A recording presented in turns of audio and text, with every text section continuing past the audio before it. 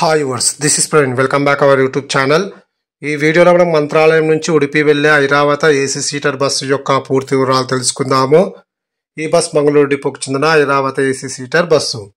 ఈ బస్ ప్రతిరోజు సాయంకాలం 6 గంటలకు మంత్రాలయం బస్ స్టాండ్లో అవైలబుల్గా ఉంటుంది.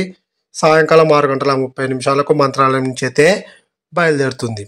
ఈ బస్ వల్ల ఆదోని, బళ్ళారి, చల్లకేరే, చిత్రదుర్గ, శివమొగ్గ, తీర్థహల్లి, సిద్ధాపూర్, కుందాపూర్ మీదుగా ఉడిపికి అయితే చేరుకుంటుంది.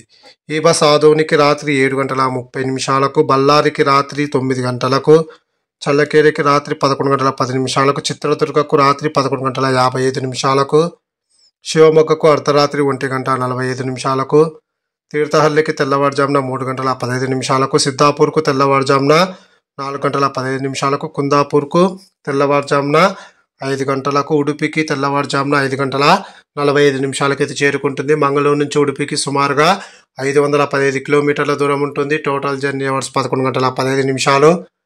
మంత్రాలయం నుంచి ఉడిపికి బస్ ఫేర్ రిజర్వేషన్తో కలిపి 1216 రూపాయలు అయితే అవుతుంది. ఇప్పుడు మనం ఉడిపి నుంచి మంత్రాలయం వెళ్ళే ఐరావత ఏసీ సీటర్ బస్సు యొక్క పూర్తి వివరాలు తెలుసుకుందాము. ఈ బస్ ప్రతిరోజు సాయంకాలం 6:55 ఉడిపి బస్ స్టాండ్లో అవైలబుల్గా ఉంటుంది.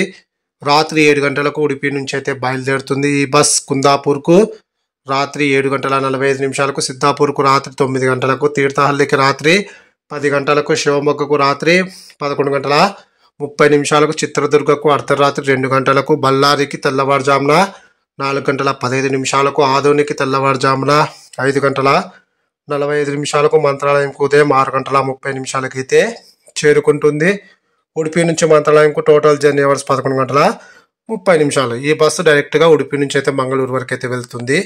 Thanks for watching my video.